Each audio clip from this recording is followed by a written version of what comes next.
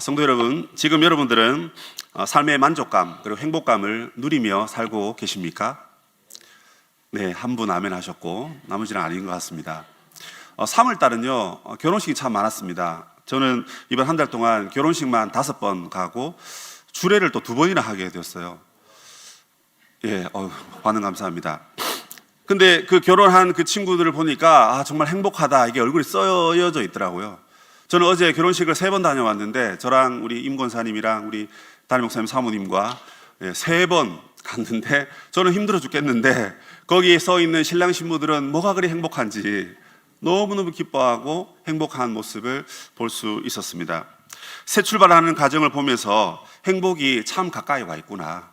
저는 이미 새 출발한 지 벌써 18년이 넘었기 때문에 좀 행복과는 좀 멀어졌지만 그래도 그분들의 삶을 보면서 나에게도 저런 행복을 다시 찾아야 되겠다, 그런 생각을 해보았습니다. 매년 3월달이 되면 세계 행복 보고서라는 것이 발표가 됩니다. 여러분들도 아마 뉴스를 통해서 보셨을 건데요, 그 보고서에서 가장 행복한 나라는 여러분들이 아시는 그 나라입니다. 다 가고 싶은 나라, 핀란드랍니다. 7년째 세계 행복 1위를 차지하고 있습니다. 그런데 미국의 CNN에서 어떤 한 교수가 그 나라가 왜 그렇게 행복해 할까, 그걸 막 연구 조사를 했어요. 그래서 그렇게 따라하면 우리도 행복할 수 있어요, 이제 이렇게 말을 하더라고요. 딱 3가지를 얘기하는데 그 첫 번째가 뭐냐면 비교의식을 하지 않는다는 것입니다. 저 사람은 나보다 더 예쁘고 더 많이 가졌고 자녀들도 더 잘 살고 뭐 이런 비교한다는 건데 그 비교를 하지 않는다는 것입니다. 그러니까 주어진 것에 만족한 삶을 산다 하는 거죠.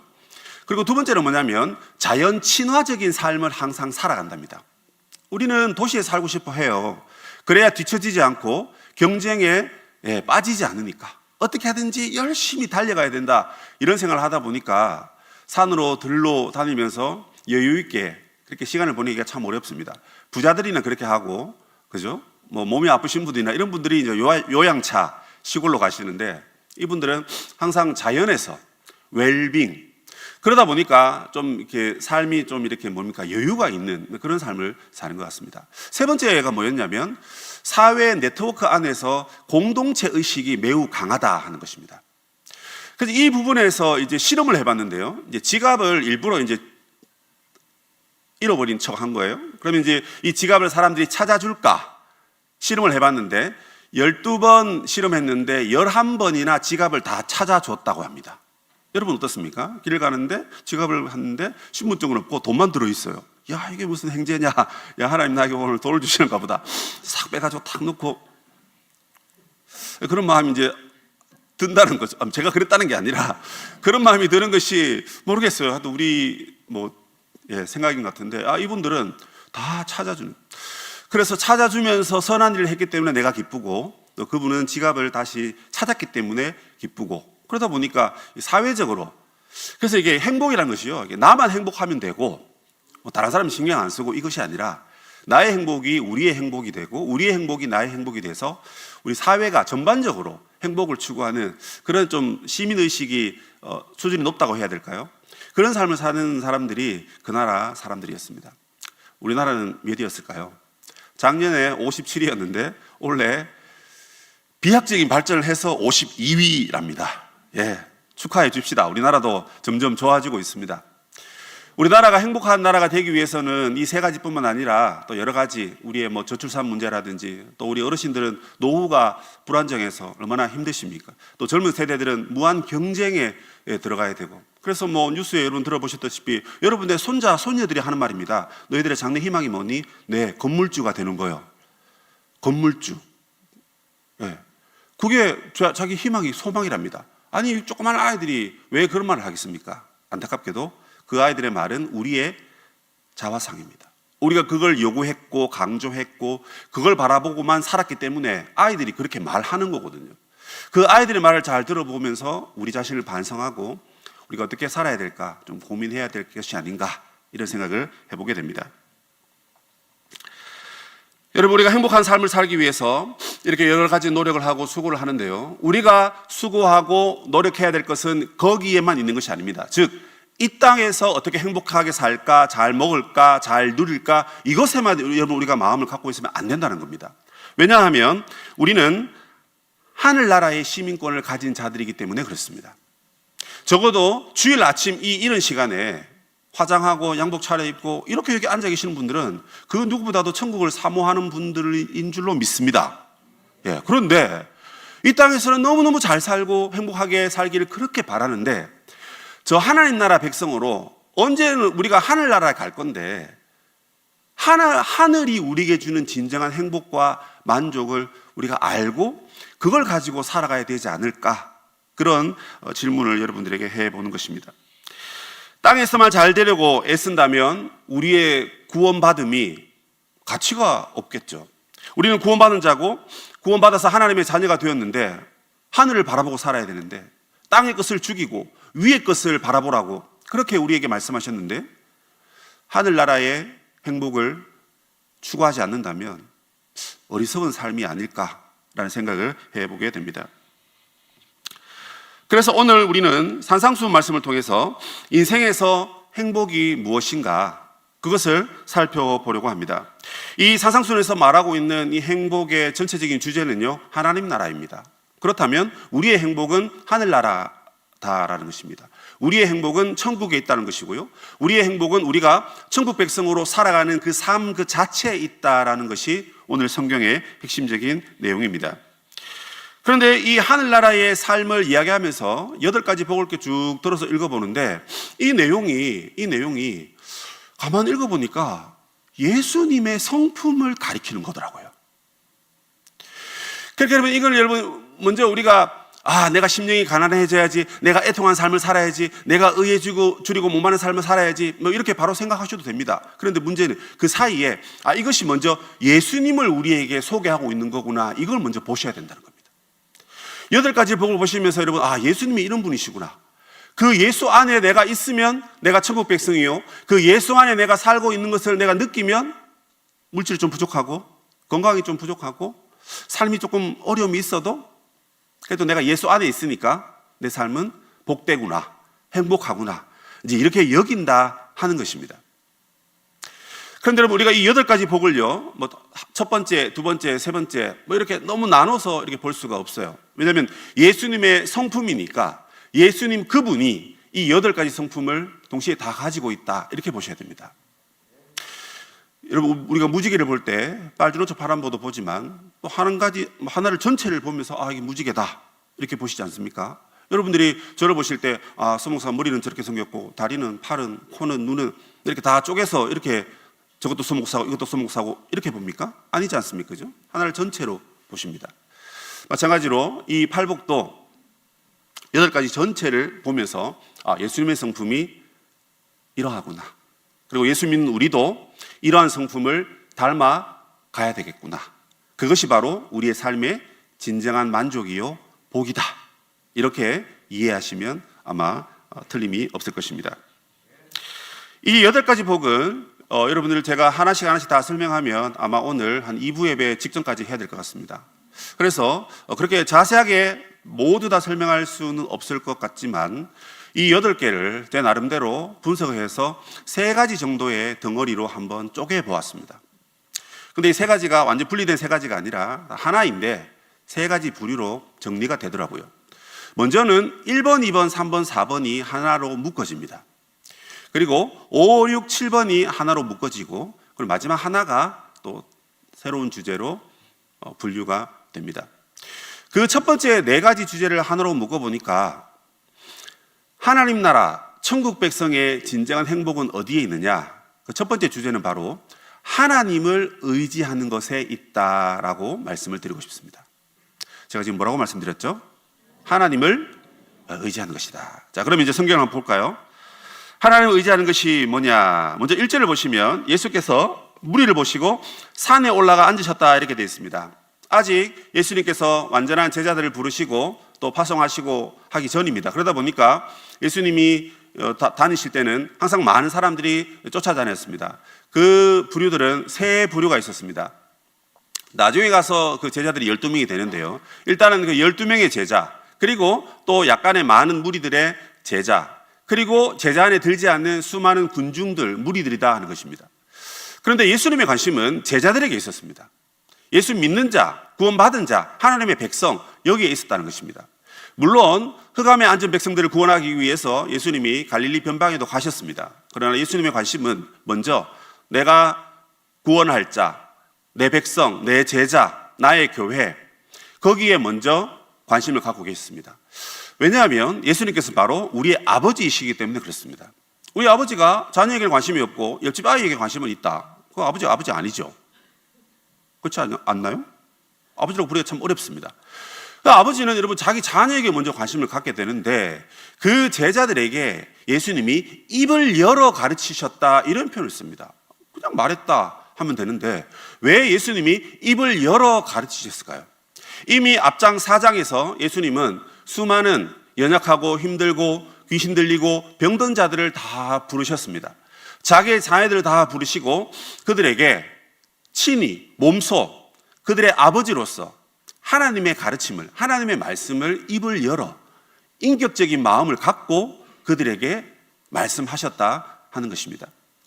예수님이 하나님의 나라요, 예수님이 회개하라 천국이 가까웠느니라 하시면서 우리를 구원하셨기 때문에 구원받은 백성 여러분들은 이렇게 사십시오. 그런 맥락에서 입을 열어 친숙하게 다가오셔서 가르치셨다 이렇게 되어 있습니다.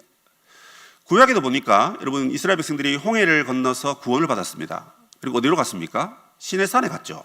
왜 갔습니까? 너희들이 이제 내 나라요 내 백성이니까 내 백성답게 살아라 하시면서 하나님이 친히 10계명을 돌판에 새기셔서 우리에게 주셨습니다. 그 계명을 받아 들고 모세가 우리에게 주면서 여러분들이 구원을 받았으니 하나님의 자녀가 되었으니 이제 이 말씀 붙들고 삽시다 이렇게 된 겁니다. 동일하게 회개하라 천국이 가까웠느니라 하면서 구원받을 백성을 주님이 다 부르시고 난 다음에 구원받은 백성은, 천국 백성은 이 산상수훈의 말씀, 팔복의 말씀대로 살아가야 합니다. 여러분 이것이 선천적으로 이렇게 살아야 되고 이렇게 노력해야 되고 이렇게 갖춰야 되고 그런 의미가 아닙니다. 이미 하나님의 은혜로 우리가 구원받았기 때문에 이렇게 사는 자에게 하나님의 복이 무조건, 하나님의 복이 완전하게 충만하게 여러분에게 임합니다 이렇게 말하는 것입니다. 그리고 특별히 이것을 산에서 말씀하십니다. 산은 항상 하나님이 우리에게 말씀하시는 공간입니다. 모세가 시내산에서 말씀을 받았듯이 하나님께서 또한 산에서 우리에게 가르침을 베푸십니다. 그 첫 번째 아주 중요한 것은 바로 심령이 가난한 자에게 복이 있다라는 것입니다. 여러분들이 심령이 가난해지면, 심령이 가난하게 여러분들이 만들면 복이 있다 이게 아닙니다. 하나님께서 우리에게 심령이 가난한 자들을 다 내게로 와라. 그러면 내가 너에게 복을 줄 것이다. 그렇게 자연스럽게 말씀하십니다. 어느 시대에나 여러분 가난한 자들이 행복한 시대는 없습니다. 우리가 조선시대를 살아보지 않았지만, 개화기 시대를 살아보지 않았지만, 민주화 시대를 저는 살아보지 않았지만요. 그때 여러분 우리 아버님들 얼마나 가난하고 힘드셨습니까? 저 사우디아라비아 여러분 돈 벌러 가시고, 그죠? 해외 원정 파병 가시고, 베트남 전쟁도 사실은 돈 벌러 간 거잖아요. 돈이 필요하니까 목숨 걸고 간 거 아닙니까? 근데 여러분 가난하니까 갔지, 돈이 없으니까 갔지, 거기 가서 행복을 찾으려고 여러분 전쟁터에 뛰어든 거 아니지 않습니까? 어느 시대에나 가난한 자들이 행복한 시대는 없습니다. 모르겠습니다. 우리가 물질 만능주의 시대에 살다 보니까 돈이 있어야 행복하지, 돈 없는데 뭐가 행복하겠습니까?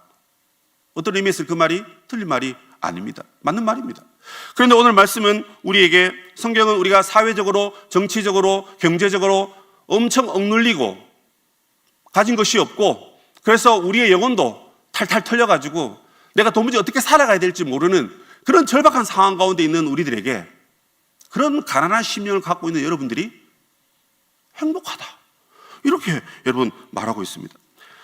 자기 안에 행복이 없기 때문에 행복하다 이 말입니다. 여러분 우리가 사업에 성공하기 위해서 투자하지 않습니까? 잘 살기 위해서 재테크합니다. 뭔가 잘 되기 위해서 뭔가 노력하고 투자를 하지 않습니까? 그런데 여러분 쫄딱 망했다 칩시다. 근데 뭐가 행복합니까 여러분? 쫄딱 망했는데 엄마 나 기말고사 시험 쳐고 왔어. 그래 우리 딸 시험 잘 쳤니? 아니 망쳤어. 아이고야 행복하다야. 그런 엄마가 어디 있습니까? 야, 학원을 한두 개 더 다녀야 되겠다. 그러면서 아이를 막 더 콘으로 몰아붙이려고 하지 않겠습니까? 실패하고 좌절하고 낭망하는데 여러분 왜 행복합니까? 영적으로 여러분 바라보시기 바랍니다. 진짜 우리의 힘으로 안 될 때, 우리의 힘으로 했는데 모든 게 다 포기가 되고 모든 것이 다 실패가 되고 내 뜻대로 안 될 때, 여러분 그게 진짜 하나님이 역사하시는 때입니다. 그래서 내가 내 행복을 위해서 열심히 살고 노력했는데 안 되더라는 것입니다. 다 망하고 포기하고 쓰러지고. 근데 그때 하나님이 우리에게 찾아오셔서 너가 이제 내가 도와주지 않으면 너는 더 이상 행복을 누릴 수가 없겠구나. 너 이제 노력 안 해도 돼. 내가 너 손을 붙잡아 줄게. 내가 너와 함께 해줄게. 수고하고 무거운 짐 다 내게 줘. 내가 짊어질 테니까 너는 짊어진 척만 하고 있어. 그래서 너의 삶의 행복을 너가 일구는 것이 아니라 내가 일구어 주겠다. 이것이 바로 주님이 우리에게 주시는 말씀입니다. 여러분, 우리가 영적으로 가난해진다는 것은 이런 의미가 있는 것입니다. 그 예를 한 가지만 들면 저는 이사야를 들고 싶습니다. 이사야는 여러분 왕족입니다. 왕족. 그런데 이사야가 이제 하나님의 부름을 받을 때 우시야라는 성군이 다스리고 있었습니다. 그런데 이 우시야가 죽고 난 다음에 아하스라는 왕이 즉위를 하게 되는데요. 이 사람은 아주 악한 왕이고 하나님의 말씀을 제대로 듣지 않는 왕입니다. 그러다 보니까 이 이사야가 이제 덜컥 겁이 나는 거예요. 야, 하나님이 세우신 이 우시야가 있을 때는 그래도 안심이 됐는데 이 악한 왕이 세워졌으니까 이 나라가 어떻게 될까 걱정이 되는 겁니다. 그래서 이사야가 하나님 앞에 나아가는데 하나님의 영광 앞에 그가 엎드리면서 뭐라 그럽니까? 화로다, 내가 망하게 되었도다. 내가 입술이 이렇게 부정한 인간인데, 여러분 선지자가 입술이 부정하면 됩니까? 선지자가 하나님의 입이거든요. 하나님의 말씀을 전하는 사람입니다. 그런데 자기 입술이 부정하다는 것입니다. 그래서 내가 부정한 입술로 하나님을 배웠는데 나 이제 죽었구나.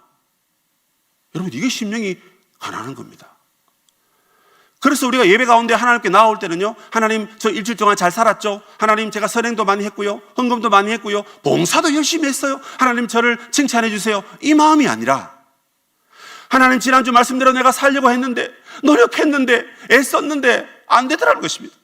그래도 하나님, 제가 그래도 하나님께 나오면 이 상한 심령을 갖고 하나님께 나오면 하나님 만져주실까 봐, 그래서 제가 염치불구하고 예수 이름 붙들고 내가 하나님께 왔습니다. 하나님 이제 어쩌실래요? 하나님 저 살려주세요.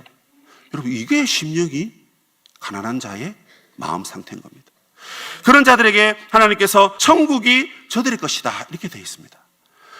여러분 천국이 내 거라는데 뭐가 더 필요하겠습니까? 여러분 내 생명을 가져간다 할지언정, 내 재산이 하루아침에 다 산산조각 난다 할지언정, 내가 홀로 이 땅에 남겨진다 할지라도 하나님의 나라와 우리 주 예수 그리스도의 은혜가 우리를 붙잡고 있다면 여러분 그거면 되는 거 아닙니까? 여러분 한평생 7, 80년 사시면서 얼마나 많은 돈을 남기고 얼마나 많은 업적을 남기고 얼마나 많은 권력을 여러분 차지해서 우리가 떵떵거리며 살 수 있습니까? 잠시 잠깐입니다. 80, 90, 100세 되셔서 기력이 없고 그래서 세상 떠날 때쯤 되면 그런 것들은 다 휴지 조각입니다. 진짜 우리에게 필요한 건 뭡니까? 가난한 심령으로 하나님께 나아갔을 때 천국이 네 거다. 아멘. 그 말씀 붙들고 살아가는 자들이야말로 이 땅에 살아가는 진정한 만족과 행복을 맛보는 자다, 이 말씀입니다. 여러분 어떻습니까? 이 말씀이 마음에 드십니까? 저는 너무 마음에 듭니다. 목사가 돈 버는 일도 아니고요, 그죠? 목사가 칭찬받고 영광받으면 그 길로 끝입니다. 종이잖아요. 종. 여러분 종입니다. 우리 다 종입니다. 종이 여러분 얼굴 드러나고 이름 드러나고 인기 받으면요 그 일로 끝입니다. 근데 여러분 종이 얼굴 드러내고 돈 벌고 할 수 있습니까? 안 되죠. 그러니까 여러분 아이고 맨날 우리는 털털 심령이 그냥 탈탈 털려가지고 너무 가난한데, 오히려 그런 가난한 우리 마음 가운데 상한 심령 가운데 꺼져가는 심지를 하나님께서 끄지 않으시고 그에게 천국 복음으로 힘을 주시고 만족을 주시고 행복을 주신다. 자 여러분 그래서요 교회 다니시는 분들은 다 웃고 다니셔야 돼요. 옆에 분 한번 보세요. 웃고 있는지 지금. 웃고 다니셔야 됩니다. 왜요? 아이 뭐 돈 좀 벌면 웃고 힘이 좀 생기면 웃으시고, 그게 아니라는 거예요. 내 가난한 심령으로 하나님께 나아갔을 때 천국이 네 거다. 네가 다 차지해라. 그 말씀이 여러분 얼마나 은혜가 되면 다른 거 다 필요 없는 겁니다. 그래서 우리는 항상 웃고 다니고 감사와 기쁨으로 삶을 살아갈 수가 있는 것입니다. 여러분 아직 7개 하지도 않았습니다. 요거 하나만 붙들고 이번 주에 살아가셔도 고난주간 아닙니까? 그죠? 고난이야 와라 뭐 필요, 야 모든 고난이 나에게 와도 괜찮다. 왜요? 고난이 오면 올수록 우리는 가난한 심령을 더 맛보게 될 거기 때문에 그렇습니다. 그 가난한 심령 가운데 천국의 기쁨이 점점점 늘어납니다. 가난해지면 가난해질수록, 마음이 쪼그라들면 쪼그라들수록, 내 영적으로 여러분 기도 안 되시고 말씀이 안 들리고 예배가 은혜가 안 되고, 여러분 그거 괜찮은 상태입니다. 그게 왜냐하면 여러분 그게 바닥으로 이렇게 끝까지 가잖아요. 그럼 어떻게 됩니까? 예, 주가가 여러분 곤두박질 치면 언젠가는 바닥을 칠 때 어떻게 됩니까? 이게 상향하고 올라간다 그러잖아요. 영적인 여러분 원리도 그런 겁니다. 안 된다 이러니까 아이고 이번 주에 뭐 예배 한번 쉬지 뭐, 여보 예배 한 판 쉬어, 이번 주에 그냥 온라인 예배 드리자. 그게 아니고 낮아지고 아무것도 보이지 않을 때, 그때 하나님이 여러분 찾아가시는 겁니다. 그래서 그걸 아는 사람들은 안 되면 안 되는 대로, 되면 되는 대로 변함없는 모습으로 하나님께 나아가는 것입니다. 그러므로 여러분 우리가 심령이 가난한 은혜가 있어서 여러분에게 천국의 은혜와 복이 흘러넘치시기를 바랍니다. 하나님을 의지하는 자는 바로 이러한 자입니다. 내가 너무 가난하고 심령이 가난하니까, 내가 가진 것이 없으니까, 가진 것이 있을 때는 내 것을 의지합니다. 내 건강을 의지하고 내 돈을 의지하고, 내 아들이 잘 나가면 내 아들을 의지하고, 내 아내가 잘 나가면 내 아내를 의지하는 게 인간의 심보입니다. 그런데 여러분 이것이 다 바닥났다 하는 것은, 이제 내가 의지할 것은 뭡니까? 하늘에서 내려오는 동아줄을 붙잡는 수밖에 없는 것입니다. 그래서 그 사람은 예배하는 자이고, 그 사람은 말씀을 붙드는 자이고, 그 사람은 기도로 하나님께 나아가는 자인 것입니다. 그래서 하나님을 의지하는 자는 심령이 가난한 자다. 두 번째, 애통하는 자입니다. 이 애통하는 것은 다름 아니라 아이고 어떻게 할까 너무 애가 다는 겁니다. 그런데 뭐 때문에 그럽니까? 아이고 내 주가가 바닥났네, 아이고 내가 투자했는데 내가 쪼작 망했네, 이걸 애통하는 게 아니고 나의 죄와 나의 허물과 나의 연약함을 바라보면서, 야 인간아 철 좀 들어라, 네가 목사인데, 이겁니다. 저로 말하면 그겁니다. 너가 하나님의 자녀라고 하면서 하나님의 자녀답게 살지 못하고 늘 죄악의 구렁텅이에 살고 있는 그런 안타까운 우리의 모습을 우리가 보게 됩니다. 그때 덤덤하게 있는 사람이 있습니다. 근데 어떤 사람이 복이 있냐면, 그런 나의 요만한 죄를 보면서 너무 가슴 아파하고 원통해하는 그 심령이야말로 복된 자다 하는 것입니다. 특별히 이 애통하는 것은 여러분 자기 가족의 죽음, 지인의 죽음, 뭐 그런 의미가 있습니다. 그 가족이 죽을 때 여러분 얼마나 우리가 마음이 상합니까? 그런데 여러분 죄로 인해서 우리가 무너졌다는 것은 영적으로 내가 지금 죽어가고 있다라고 생각을 하시면 됩니다. 영적으로 내가 죽어가고 있는데 그런 나를 보면서 애통하지 않을 수가 없죠. 그런데 애통하는 자에게 하나님이 복을 주신다. 왜 그렇습니까? 역시나 그에게 누가 찾아오시죠? 하나님이 찾아오시기 때문에 그 보상이 뭡니까? 하나님의 위로를 준다는 것입니다. 자본주의 사회에 살고 있다 보니까 금융치료가 사실은 제일 완벽한 치료인 것처럼 우리가 그렇게 여깁니다. 자녀한테 저도 용돈을 뭐 한 1, 2만 원 주다가 한 5만 원 주니까 아빠를 아래 위로 한번 훑어보더라고요. 사람으로 본다는 얘기죠. 네. 그래서 자본주의 사회를 살다 보니까 아이고 뭔가 물물 교환을 하고 뭐 용돈도 많이 주고 뭐 돈이 있다 왔다 갔다 하면 이게 참 마음의 위안이 되고 행복인 것처럼 그렇게 알고 있다는 것입니다, 우리가. 근데 뭐 그 상태를 여러분 그냥 가만히 내버려 두십시오. 원래 우리가 그런 족속입니다.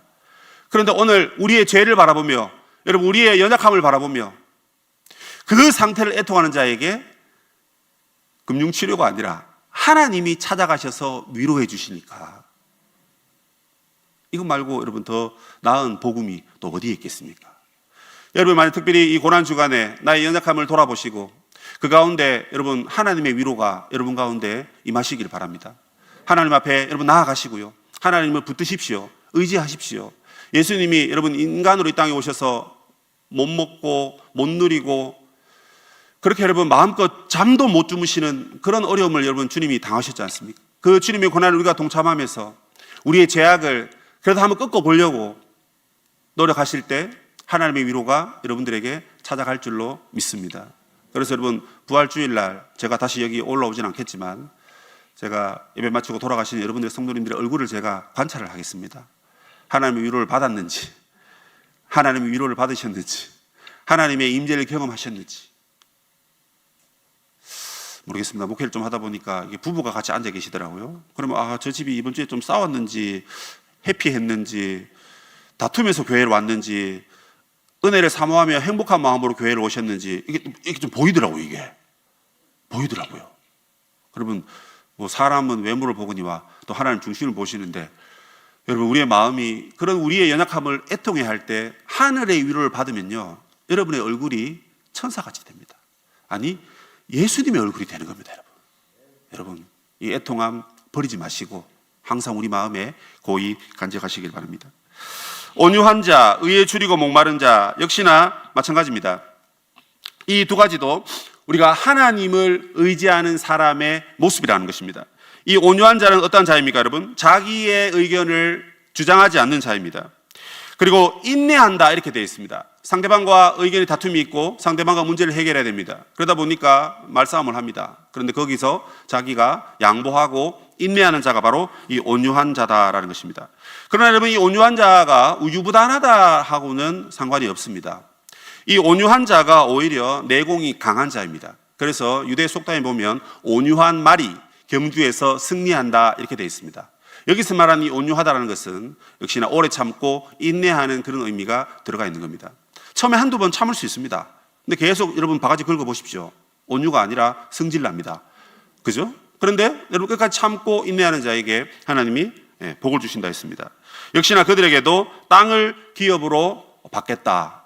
대한민국 사람 땅 얼마나 좋아합니까? 근데 여러분 이 땅의 땅이 아니라 저 하늘나라의 영적인 그 복을 우리에게 주신다 하는 그 약속을 우리에게 하고 있습니다. 우리가 여러분 성질을 낼 수 있습니다. 그런데 왜 참고 인내하고 양보합니까?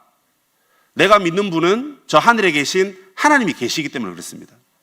하나님이 안 계시면 내 인생 내가 책임져야 됩니다. 그러면 여러분 네가 싸우나 네가 이기나 내가 이기나 싸워가지고 빼앗아야 됩니다. 언제 참고 인내합니까 여러분? 빼앗아서 내가 잘 살아야죠. 그런데 여러분 우리가 양보하고 네 해라 뭐 필요 없다 그렇게 할 때 그래도 우리가 마음이 불편하지 않는 것은 우리가 의지할 바는 저 하늘에 계신 하나님밖에 안 계시기 때문에 그렇습니다. 그걸 믿는 자는 여러분 양보할 수 있는 것입니다. 아브라함이 여러분 양떼와 소떼가 너무너무 많아졌을 때 롯과 함께 여러분 구역을 정돈하지 않습니까? 그래서 야 너가 더 좋은 데 가라 조카에게 양보합니다. 그러면서 아브라함이 갖고 있는 믿음이 있었어요. 뭡니까? 하나님이 나를 불렀으니까 내가 먹고 자고 입고 쓰고 하는 것도 하나님이 다 책임져 주실 것이다.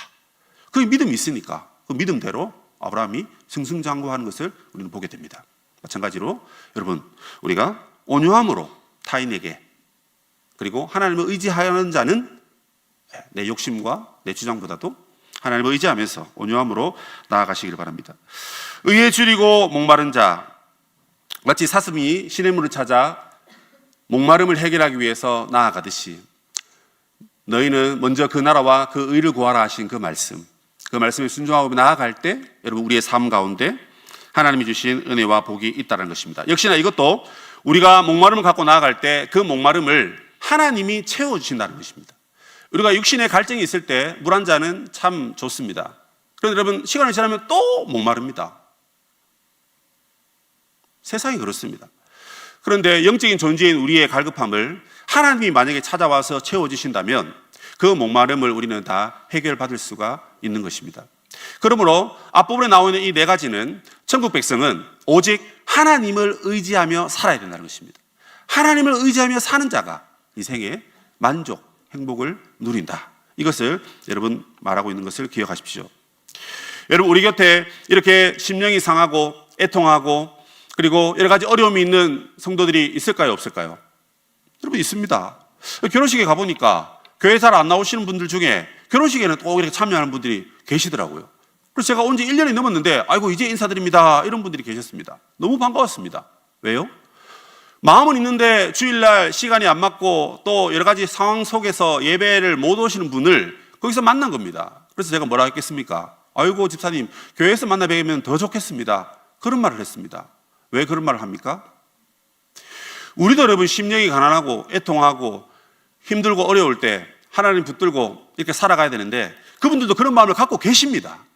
그런데 여러분 용기가 안 나서 상황이 여의치 않아서 그렇게 힘들어하고 계시는 거예요. 그래서 여러분 우리가 이 말씀을 받았으니까 그럼 내가 이제 하나님께 나아가야지, 하나님을 더욱 의지해야지, 나만 그럴 게 아니고 그분들도 함께 하나님 앞에 모시고 와야 된다는 것입니다. 그래서 여러분 우리 가운데 상처받았다가 교회를 안 나오시는 분, 또 우리 가운데 갑자기 어려움을 당한 분, 우리 가운데 여러분 병으로 인해서 힘들어하고 계시는 분, 또 우리 안에 여러분 우리 자녀들이 중요한 시험을 보았는데 시험에 떨어져가지고 아이고 부끄러워서 교회 못 가겠다, 이런 분들이 계십니다. 그런 분들에게 하나님의 도움의 손길을 그들에게 전해야 합니다. 우리는 하나님을 의지하는데 우리 곁에 있는 지체들을 나 몰라라 할 수 있겠습니까? 예수 그리스도의 몸된 공동체여 한 지체라 그랬는데 그들에게 도움의 손길을 뻗치면서 내가 의지하는 하나님, 당신도 의지하고 우리 함께 의지하며 삽시다. 이 험난한 세상 하나님을 의지하며 삽시다. 그 의지하는 것이야말로 우리 진정한 복이니까요. 그렇게 말하면서 우리가 그들에게 도움의 손길을 내밀면 참 좋겠습니다. 특별히 여러분 이 고난주간에 나만 계속 예수님 묵상하고 나만 은혜 받고 이게 아닙니다. 오히려 이런 날 우리가 정말 주님의 고난을 묵상하면서 아이고 저 집사님은 얼마나 힘드실까, 아이고 우리 저 성도님은 정말 힘드시겠네, 그런 마음이 여러분 드는 성도님들을 아시거들랑 그분들에게 가서 도움의 손길을 내밀면 그것이 바로 천국 백성의 행복이 전파되는 현장이다 하는 것입니다. 바라기는 여러분 이번 한 주간 하나님을 더욱 의지하며 살아가시는 그런 우리 성도님들의 은혜가 있으시기를 축복합니다. 5번, 6번, 7번은요 이렇습니다. 긍휼히 여기는 자, 마음이 청결한 자, 화평케 하는 자입니다. 이 세 가지는 공통점이 뭐냐면 하나님의 영광을 위해서 사는 자입니다. 뭐라고요? 예. 아까 1번은 뭐라 그랬습니까? 제가 하나님을 의지하는 것. 의지하는 것은 여러분 태도입니다. 태도, 마음의 태도, 마음의 자세라는 겁니다. 마음에서 심령이 가난하고 마음에서 애통하고 마음에서 막 의에 줄이고 목마르고 이런 마음이 마음에서 든다는 것입니다. 그런데 이 뒤에 나오는 긍휼과 정결과 화평은요 행동입니다. 행동. 태도와 행동이 같이 가야 됩니다. 마음에도 그런 마음을 갖고 있는데 하나님을 의지하는 마음을 갖고 계시는데 이제 이 행동이 어떻게 해요? 하나님의 영광을 위해서 살아가려고 해야 된다는 것입니다. 거기에 우리에게 진정한 복이 있다는 것입니다. 긍휼, 어려운 단어 아니죠, 그죠? 남을 불쌍히 여기는 겁니다. 남에게 도움을 주고 싶은 그런 연민의 마음, 자비의 마음, 그것이 긍휼입니다. 마음이 청결한 거다. 이건 뭐냐면 하나님 앞에서 꾸밈이 없는 마음을 말하는 겁니다. 사람은 속일 수 있습니다. 그런데 하나님은 절대 속이려고 생각을 하지 마시기 바랍니다. 한번 속이면 또 속여야 되고 속이고 또 거짓을 낳습니다. 그죠? 근데 하나님 이미 다 알고 계십니다. 근데 왜 우리가 쓸데없는 행동을 하는지 모르겠습니다. 우리가 어리석은 거죠. 마음이 청결한 자, 하나님 앞에 솔직하게 고백하는 것입니다. 그것이 하나님 기뻐하는 삶인 거죠. 그리고 화평케 하는 자는 무엇입니까? 사람과 사람 사이에 우리는 평화를 줄 수 있어야 되고, 그리고 하나님과 우리 사이도 주님이 십자가로 우리를 화평케 하셨듯이 우리는 하나님과의 관계 속에서도 평화를 유지하는 샬롬의 삶을 여러분 살아가는 것입니다. 그래서 이 세 가지는 하나님의 영광을 위해서 하나님과 이웃을 위해 살아가는 우리의 삶의 모습인 것입니다. 여러분 삶을 한번 돌아보십시오. 이 땅에 죄가 들어옴으로 인해서 모든 관계가 파괴됐지 않습니까? 그놈의 죄 때문에 하나님과의 관계가 깨져버리고 사람과의 관계가 깨져버립니다. 하나님, 당신이 나에게 준 여자가 먹으라고 하니까 내가 먹었지 않습니까? 이렇게 공격하는 거죠. 내가 좋아가지고 이뻐가지고 쫓아다녀서 결혼하자 해서 결혼했는데 한 10년 20년 살고 보니까 얼마나 찢고 볶고 싸우는지, 그러려면 우리가 왜 그러는지 모르지만 그게 여러분 우리 인생입니다. 죄 때문에 여러분 관계가 깨지니까 사랑하는 부부 사이도 가족 관계도 깨지는 것입니다. 세상과 우리의 관계는 어떻습니까, 여러분? 세상이 여러분들의 말을 호락호락 잘 딱 듣고 따라오시던가요? 세상 사람들이 여러분들의 말을 듣고 어이구 참 감사합니다 하고 순종하시던가요? 아니지 않습니까? 저 예수 믿는 사람은 입만 바르다, 말만 번지르르하다, 설교는 잘하네, 행동은 없고 이렇게 얘기합니다. 그러니까 여러분, 세상과의 관계를 화목케하고 싶지만 우리는 끊임없이 공격당하고 어려움 당하고 아픔 가운데 살고 있다는 것입니다. 뭐 때문에요? 죄 때문에. 그런데 주님이 오셔서 회개하라, 천국이 가까웠다, 내가 너희들 구원했다, 죄 문제를 다 해결했다, 그러니까 나의 안에 거하면서 나의 성품을 본받아서 세상에서 화평케 하는 자가 되도록 해라. 하나님께서, 예수님께서 여러분 그렇게 말씀하시는 것입니다. 그러므로 두 번째 천국 백성의 삶의 원리는 하나님의 영광을 위해서 이 땅에서 살아가는 자다. 그 영광은 양갈래입니다. 한편으로는 이웃들을 잘 섬기고 이웃들을 사랑하는 겁니다. 또 한편으로는요, 하나님과의 관계를 잘 유지하는 겁니다. 그것만 잘해도 인생이 여러분 맛깔납니다. 살만합니다. 인생이 괜찮습니다. 그죠? 하나님의 영광을 위해서 살아가는 우리 성도들이 되시기 바랍니다. 마지막 하나는 박해받는 자들이 오히려 복이 있다, 이렇게 말씀하십니다. 좀 이해가 안 되죠. 왜 박해받는 것이 복이 있습니까? 그 뒤에 보니까 하나님의 약속이 있기 때문에 그렇습니다. 그 약속이 뭐냐면 하늘의 상급이 있을 것이다, 이 얘기입니다. 이 말씀은 뭐 마가복음이나 마태복음에 다른 말씀이 더 많이 있습니다. 너희들이 나 때문에 모욕당하고 핍박당하고 어려움을 당하고 그래서 심지어 부모나 자녀나 형제에게 버림받았다 할지라도 내가 100배나 너희들에게 상급을 주고 하늘에서 영생을 주고 또 믿음의 식구들을 많이 붙여주겠다, 이런 축복의 말씀, 약속의 말씀을 성경은 기록하고 있습니다. 그래서 예수님을 따라서 제자의 길을 가는 것은 어렵고 힘들고 고난과 슬픔의 길입니다. 그런데 그 길을 갈 때 이 땅에서도 은혜를 받지만 하늘에 가서도 하나님 반드시 너희 상을 내가 두둑히 챙겨주겠다, 그렇게 말씀하십니다. 그러면서 과거 선지자들 얘기를 하십니다. 과거의 선지자들이 많은 핍박을 받았다, 그래서 죽었다, 순교했다. 그런데 그들이 하늘에서 상급을 받았다. 그렇기 때문에 이 땅을 살아가는 우리들도 예수 믿기 때문에 박해를 받을지언정 도망가지 말고 숨지 말고 박해받는 그 자리에서 끝까지 인내하며 하늘의 상급 바라보자라는 것입니다. 그걸 여러분 우리가 전 교회적으로, 아니 온 세계의 교회가 이 고난 주간에 우리가 어렵고 힘들고 박해받는 성도들을 또 생각하고 또 내가 예수 믿기 때문에 당하는 그 어려움이 있겠죠. 그러면 그런 것들을 생각하면서 곧 하늘에서 우리에게 상급을 주실 거니까 내가 오늘도 이 말씀 붙잡고 믿음으로 승리하고 나아가자. 여러분 그런 모습이 저와 여러분 가운데 있어야 할 줄로 믿습니다. 왜요? 우리는 구원받았고 우리 하나님의 자녀고 우리는 하늘의 복을 추구하는 사람이기 때문에 그렇다 하는 것입니다.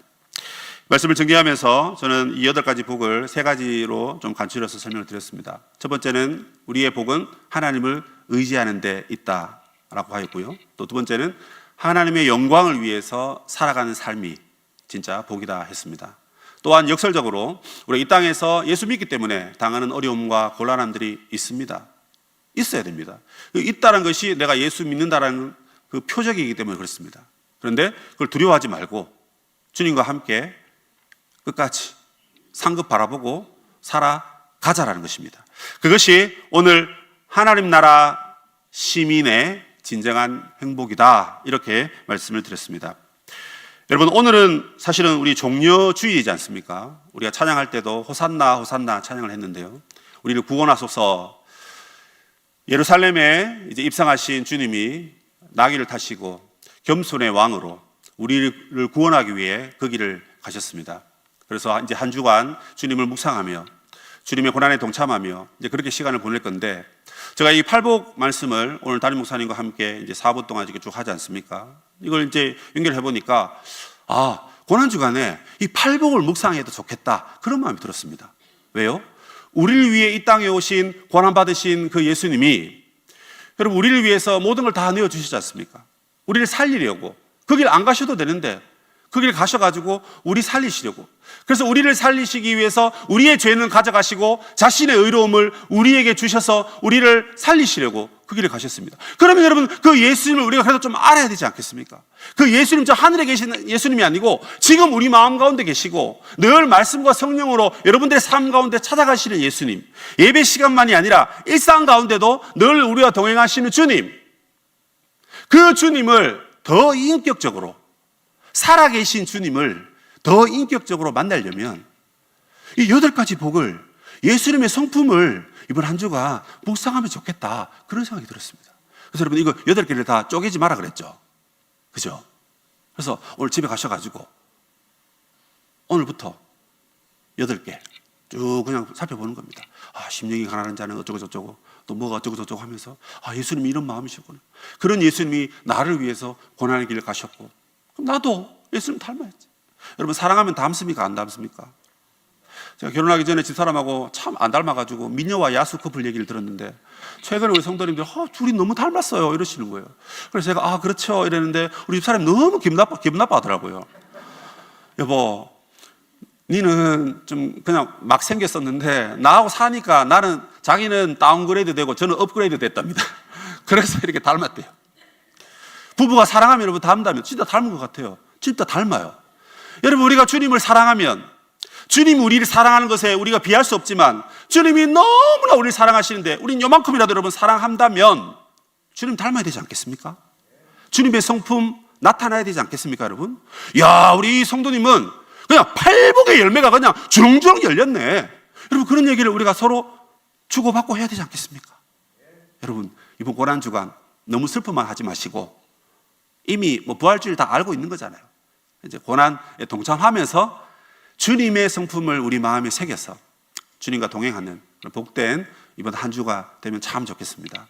성도 여러분, 하늘나라의 복을 사모하는 우리 꿈꾸는 교회 멋진 성도님 되시기를 주님의 이름으로 축복합니다.